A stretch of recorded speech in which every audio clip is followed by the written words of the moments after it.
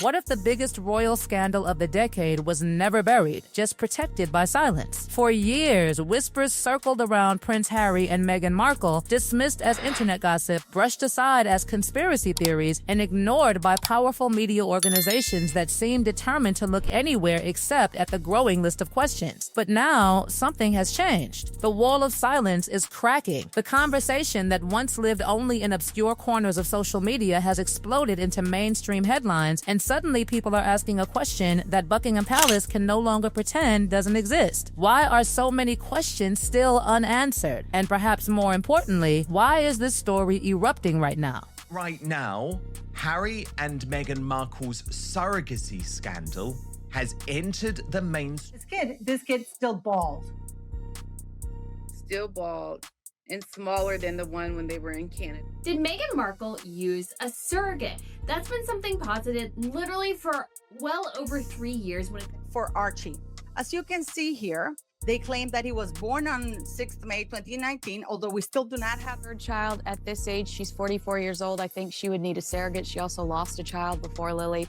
And if she has a child... She was also furious about the whole surrogacy business and all of the speculation.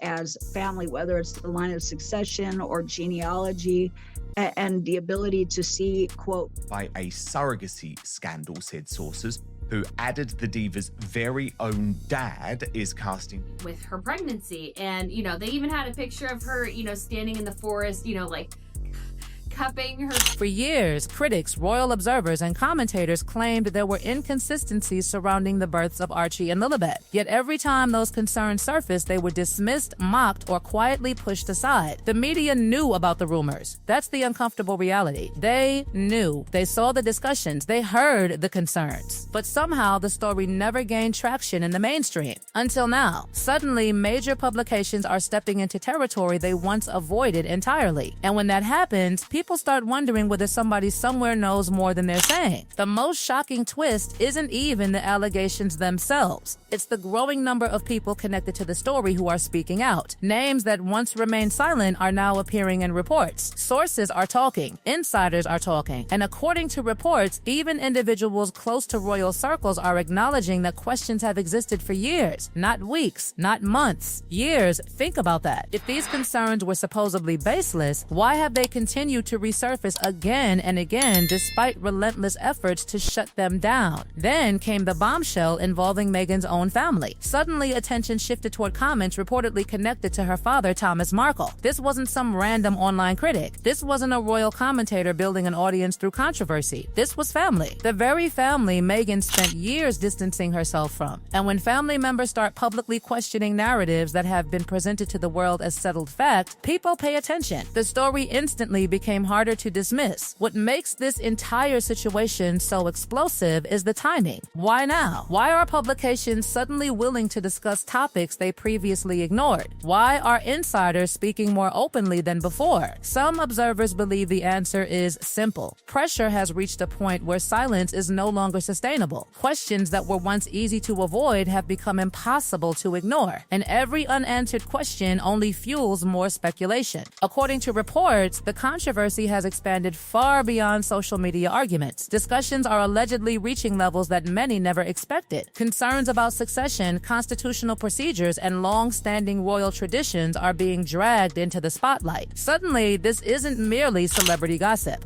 It's being framed as a matter connected to the integrity of royal processes themselves. That's a completely different level of controversy. Prince Harry, Meghan Markle, and their children could be set to lose their royal titles if the moment succession enters the conversation, everything becomes more serious. Royal history is built on procedures, traditions, and documentation. Every detail matters. Every record matters. Every protocol exists for a reason. That's why people are now looking backward and asking whether certain standards were followed. The more they look, the more they discover unusual details that continue feeding the controversy. Then came perhaps the most extraordinary development of all. Reports emerged that a palace insider had spoken about the situation. Whether people believe the claims or not, the significance lies in the fact that somebody connected to royal circles was willing to acknowledge the existence of the controversy itself. Suddenly, the narrative changed. This was no longer just internet chatter. The discussion had crossed into territory that made even seasoned royal watchers sit up and pay attention. The plan was that when the Duchess went into labour, they would open the long walk, all the TV crews would go in. That's all gone by the by. The word that sent shockwaves through the story wasn't accusation. It wasn't allegation. It was crisis. Because crisis suggests something larger than gossip. It suggests an unresolved problem that refuses to disappear. And according to reports, that problem continues growing precisely because clear answers have not arrived. Every day that passes without definitive clarification becomes another day for speculation to multiply. Then attention shifted to a detail from Harry's own memoir. A seemingly ordinary statement suddenly became the center of extraordinary scrutiny. People began examining timelines, comparing details, and questioning whether everything made sense. What may have appeared insignificant at first became one of the most discussed elements of the entire controversy. That's how scandals evolve. One detail leads to another, one question creates 10 more. Before long, a single sentence becomes the focus of endless debate. At the same time, longtime royal commentator Lady Colin Campbell continued pushing questions that many others avoided. Love her or hate her, one thing is undeniable. She refused to let the subject disappear. While others stepped carefully around the issue, she charged directly into it. For supporters, she became someone asking necessary questions. For critics, she became a source of controversy herself. Either way, she remained impossible to ignore. The deeper people dug, the more they encountered references to secrecy. Secrecy surrounding announcements, secrecy surrounding details, secrecy surrounding information that previous generations of royals might have handled differently. And secrecy has a strange effect on public perception. It doesn't end speculation, it feeds it. The less information people receive, the more determined they become to find answers elsewhere. What began as whispers has now become a story that refuses to stay contained. Family members are speaking, commentators are speaking, insiders are speaking, publications are speaking, and perhaps most importantly, audiences around the world are asking questions louder than ever before.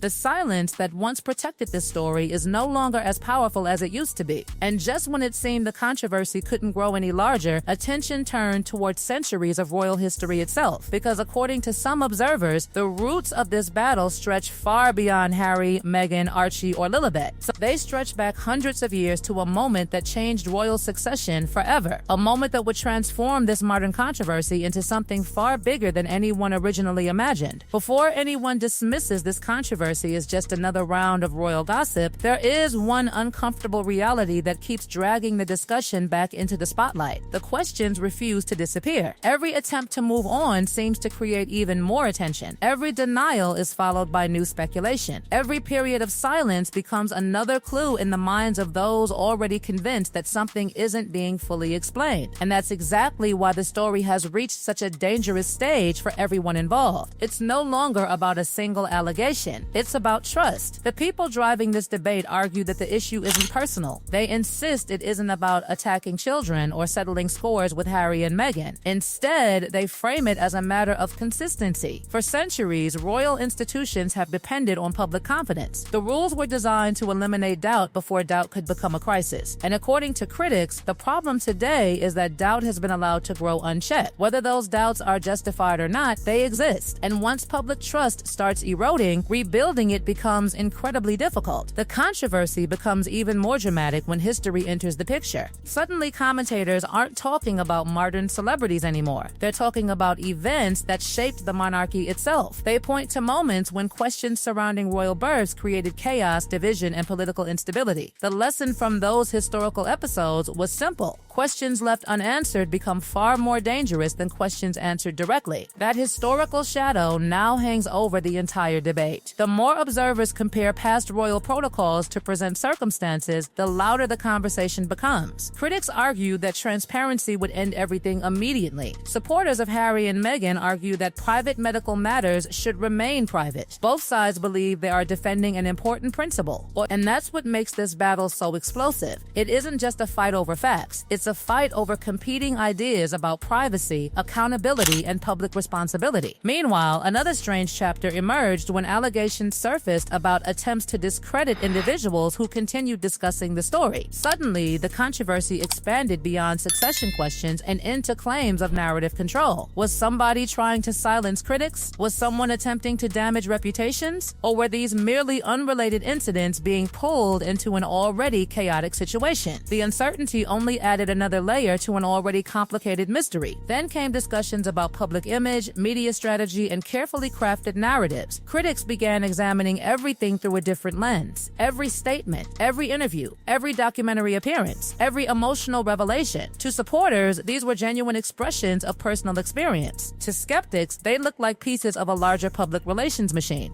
The same event was being interpreted in completely opposite ways depending on who was watching, and that divide continues growing wider. What makes this saga fascinating is that definitive answers remain frustratingly absent. No single revelation has ended the debate. No smoking gun has emerged. No final piece of evidence has arrived to settle the matter once and for all. Instead, the public is left with competing narratives, unanswered questions, and a growing sense that the story is still evolving behind closed doors. In some ways, the uncertainty itself has become the biggest headline. The most powerful institutions survive because people believe in them. The British monarchy has endured scandals, controversies, family feuds, and public rebellions. Yet throughout every crisis, legitimacy remained its greatest shield. That's why some observers believe the current controversy represents something larger than Harry and Meghan. They see it as a test of whether long-established standards still matter in a modern media age where information spreads faster than facts can catch up. As things stand today, the debate continues because neither side has fully convinced the other. Supporters insist the allegations remain unproven and unfair. Critics insist the unanswered questions remain significant. Between those positions sits a growing audience trying to determine where the truth actually lies. And until something changes, that audience will keep searching for answers. The most revealing part of this entire story may not be what has been said, but what hasn't. The silence, the gaps,